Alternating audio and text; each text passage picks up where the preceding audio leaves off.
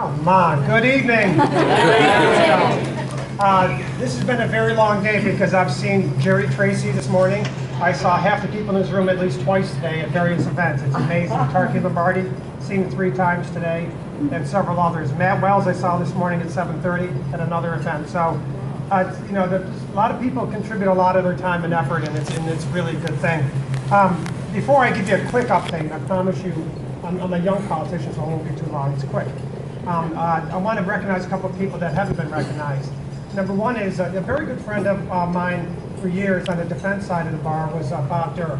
Bob Durr has done a wonderful job as a defense attorney. He's a very honorable man, and you never felt like you were in a bad spot with Bob. He was always honest and straight up with you with his clients. And Bob is now the top dog in his county attorney, and he's been in a job a week, and he tells me he misses very much chasing the bills of his former clients. But Bob, you're going to do a great job in that, and the county's very lucky to have you, so I commend you for taking the job.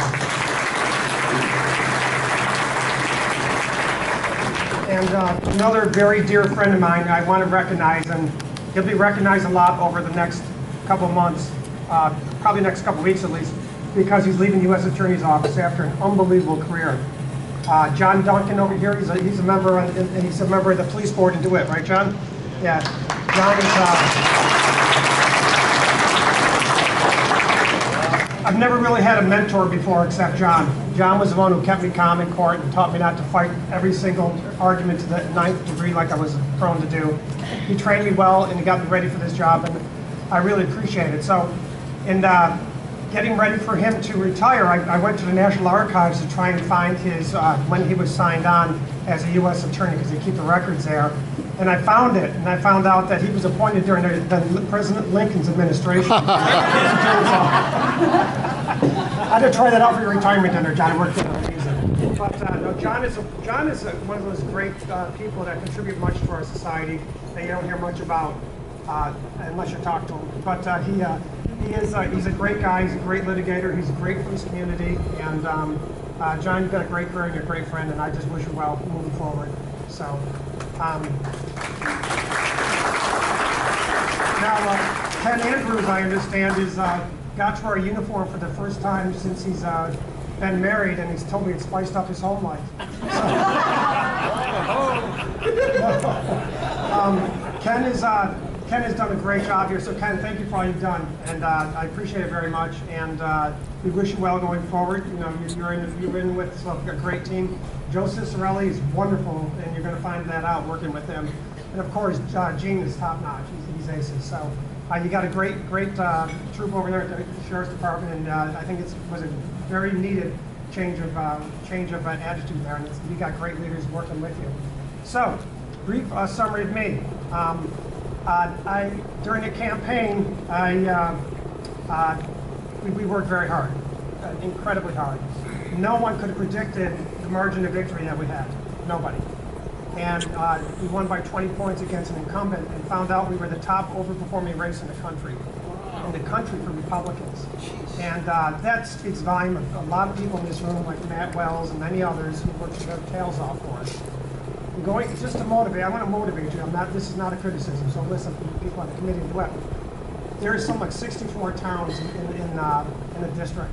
We won every single town, almost all of them by double digits, except for the city of Syracuse and the town of DeWitt, which we lost by less than 1%. Now, some people may think that's a bad thing. I think that's an unbelievable thing that Matt worked that hard in the town of DeWitt, given what's been going on in the town, to get it that close for us. So Matt, I want to thank you for all you did for that. It was fantastic. And you know what? This time in the presidential year, we're going to turn them on their heads. We're going to take DeWitt. I promise you, okay? We're going to work our tail off to make it happen. But so thank you very much, and we'll keep working at it. Now, it's my turn to give back this year. Everybody will help me. So I'm working with a lot of local candidates. We're at a fundraiser for Bob Andrews today. These local candidates need our help. Okay, so yes, I'll be coming to you for fundraisers because we have to fundraise around the clock, but I also am going to be there for my colleagues. I'm going to help them all down the line any way I can, and they know that, and I'm going to be there for them. Very, very briefly, I'm on 2 committees in Congress, Transportation and Infrastructure, and my primary focus there is getting the highway bill passed, so guys like Jerry can plan their businesses and others, and also make sure the 81 gets done and done the right way. And I'm also on Homeland Security, and as part of Homeland Security, I have been given chair of a subcommittee. Out of 57 congressmen and women, I think freshmen, I think only 4 or 5 have been given a chair, and I got one, and I was very proud of that. They're kind of drawing on my time as a 20-year federal prosecutor, and it's working out really well. The only troubling aspect of it is that I get secure briefings anywhere from 1 to 3 times a day, and the threat from ISIS is real. And it's always a downer when I talk about this, but I got to tell you anyways. But it's real, and it's a very serious threat in this country, and the threat level's never been higher since 9/11. And so I'm proud to be part of trying to find a solution to it.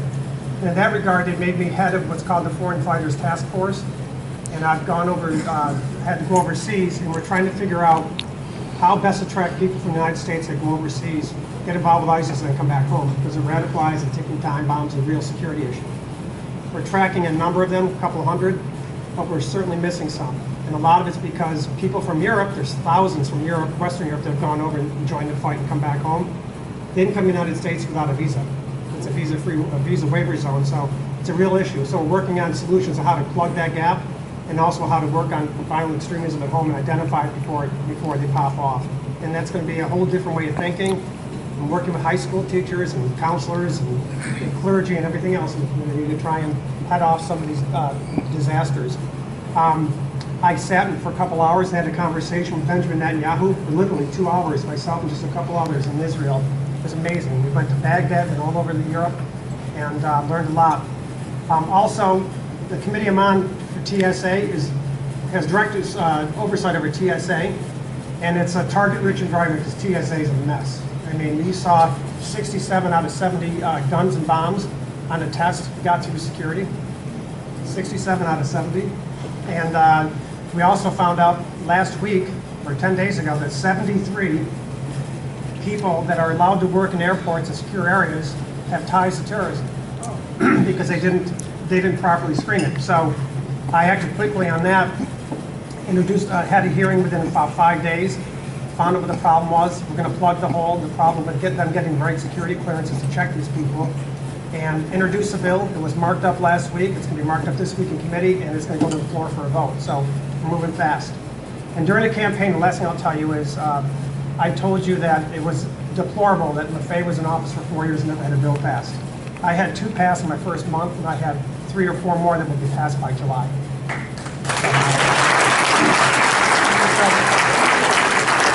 So we're working hard. I absolutely love what I'm doing, and I love to come back and help my teammates here, and we're all teammates.